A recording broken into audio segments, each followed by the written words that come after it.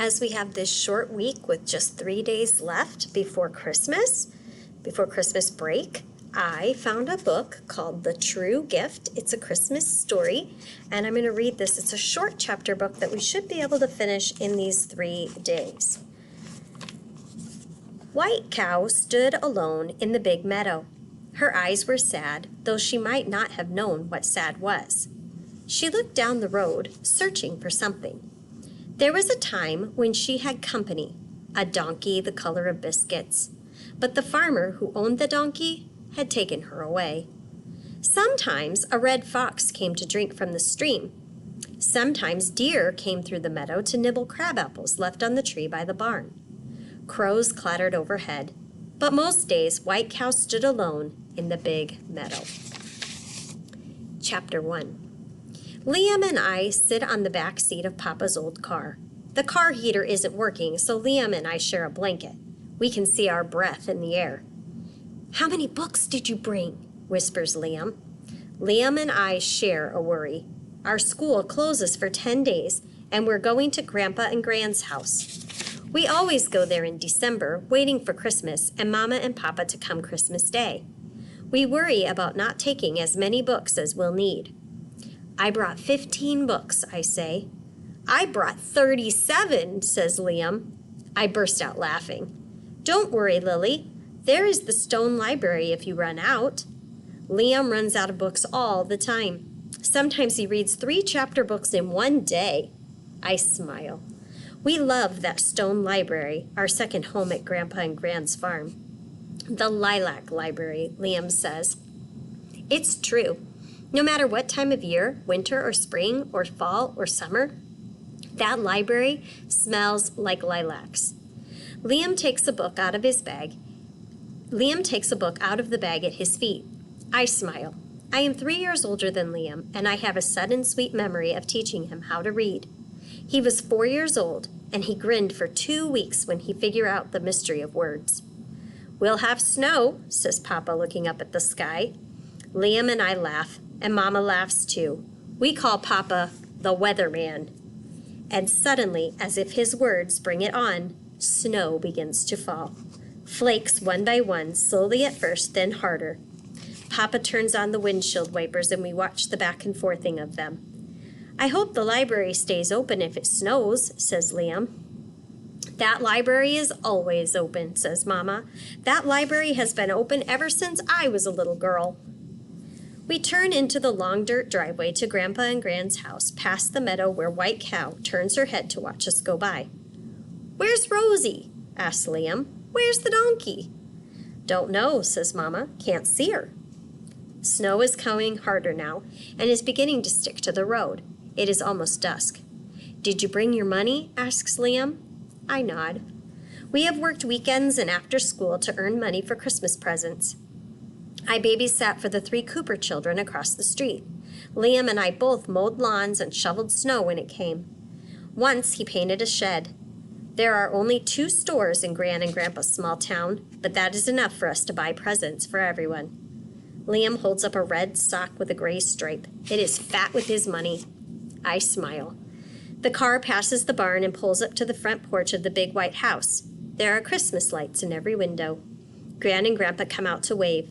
Their terriers, Emmett and Charlie, bark fiercely at us, then race down the porch steps happily for jumping and licking. Snow falls harder. We're here. Chapter 2. We eat turkey and potatoes and green beans and salad. "Charlie!" Grandpa's voice is loud. Emmett scurries under the table. Charlie stands on his hind legs at the counter trying to lick a pie sitting there. He turns his head to look at Grandpa. We laugh. "Once Charlie hopped up on my chair and ate my dinner," says Grandpa, getting up and making Charlie lie down. "When I went to the door to pay the paper boy." "He is lured by food," says Gran, smiling. "He doesn't care if we speak sharply to him." "Emmett does," says Liam. "That is because Emmett is thinking about sneaking our food too," says Grandpa. "Emmett has a conscience." "Where's Rosie the donkey?" says Liam. "I didn't see her." "She went back to her own home," Gran says. "Her owner bought more land, so he has room for her now." "I miss her," says Grandpa. What about White Cow? Asks Liam. Does she miss Rosie too? Gran, Mama, and Papa get up to clear the dishes from the table. Don't know what cows think, says Grandpa. Charlie follows them, and Emmett comes out from under the dining room table to follow too. I can't say that I can read the mind of a cow either, says Gran. Cows aren't pets, you know, like Charlie and Emmett. They're different. I don't think she's eating as well as she used to, though, says Grandpa at the kitchen sink. He begins to cut the pie. We used to have a little herd of cows, he said. I liked those cows. They were funny and strangely intelligent. All eyes and big flat faces, says Gran. What happened to the herd? Liam asks.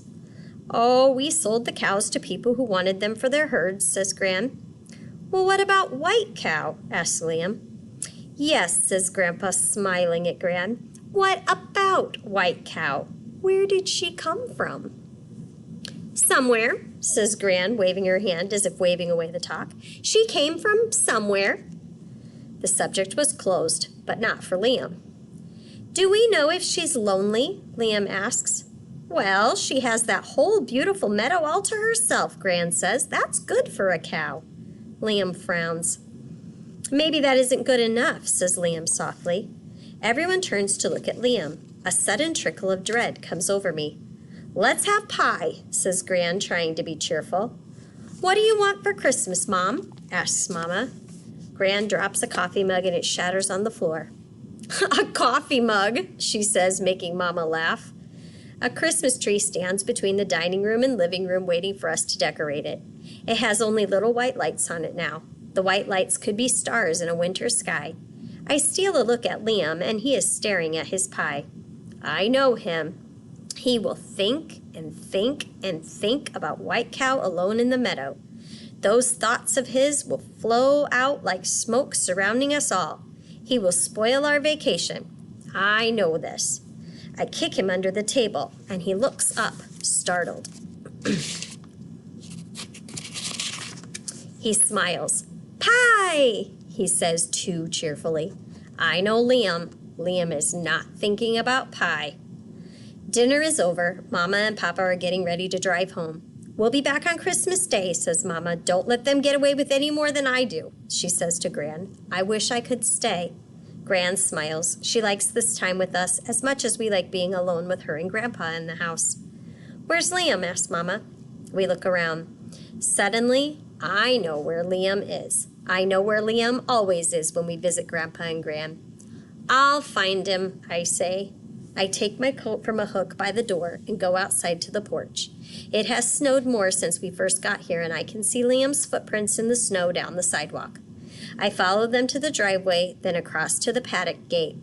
There is a slice of moon above, and then I see Liam standing just inside the fence next to White Cow. Some of the moonlight falls on White Cow, making her look like a marble statue. She looks at me as I walk up to the fence. Liam turns and looks at me too. She's lonely, he says. She's a cow, I say. Cows don't care. Liam turns back to White Cow. He strokes her side, then he turns and opens the gate. He walks past me up to the house. White Cow stares at me. You're a cow, I whisper to her. Just a cow. Chapter 3. Mama and Papa have gone. It is quiet in the house. My bedroom overlooks the short dirt road that winds down to the town with its 2 markets and the elementary school, the post office, and the Lilac Library. Liam's bedroom overlooks the meadow, the big barn, and White Cow. The moon is higher when I walk into Liam's room. Liam is looking out at the meadow. Snow has dusted everything, and the moon outlines trees and bushes and the shining brook that runs through the fields. Liam, I say softly. He turns. What? You know what, Liam? We're going to take walks and read books and shop for Christmas gifts for everyone and help Grandpa and Gran and go to the library. We're going to have fun, right? Liam looks at me steadily, the same look he had when he was 4 years old trying to figure out how to read. Right, he says. He turns back to look over the meadow. And feed White Cow, he adds. I always feed White Cow, and Rosie when she was here. Liam, I speak more softly because I've hurt his feelings. What? You're a worrier. Liam turns to look at me. So are you. White Cow is fine. She is happy in the field and the barn, I say. Maybe, says Liam. Then he turns to take his books out of his book bags and stack them one by one on bookshelves by his bed. Maybe, he repeats. In the morning there is sun. It pours in my window, tumbling across the quilt. I can smell coffee and breakfast downstairs. Gran and Grandpa are at the kitchen table. Morning, Lily, says Gran. There is juice and fresh muffins. Good morning. Where's Liam? He's in my study, says Grandpa. I have to go work now. There must be some news somewhere to print. Grandpa works at the newspaper in town. He kisses the top of my head. Want to come to work with me, Lambie? Grandpa is the only person in the world who calls me Lambie. I am going to walk to town later, I say. Liam will come too. He's pretty busy in there, Lily, says Gran. You may never dig him out. Liam is surrounded by Grandpa's books and papers. He stares at a large book open in front of him. What are you doing? My voice seems loud in the quiet room. Liam jumps and closes the book with a thump. Nothing. I know that tone. I know Liam. Show me, I say. You might as well show me. You won't like it. I know I won't. Show me. I pull up a chair and sit close to him. Liam sighs and opens the book. He thumbs through the pages and then stops. And there it is. I lean over and read. Cows are social beings. Cows have feelings. They have been known to bear grudges. They live in families and are capable of grief, loss, and loneliness. I look at Liam. There's more, he says. I shake my head. I reach over and close the book. I have to do something about White Cow, says Liam. I am suddenly so angry that I can hardly think of what words to say. You dumb boy, I say. You are so dumb. I was right. You will spoil Christmas. It will be all your fault. Liam gives me that steady look. I have to do something, he says. You can blame me. You can blame White Cow if you want. Liam opens the book again, ignoring me. I feel surprising tears in my eyes. Liam pays no attention to me. Liam reads some more. Then he looks at me. I think we should walk to town, he says. Why? I say. Because that is what we do when we come here at Christmas, he says. I can't think of anything to say.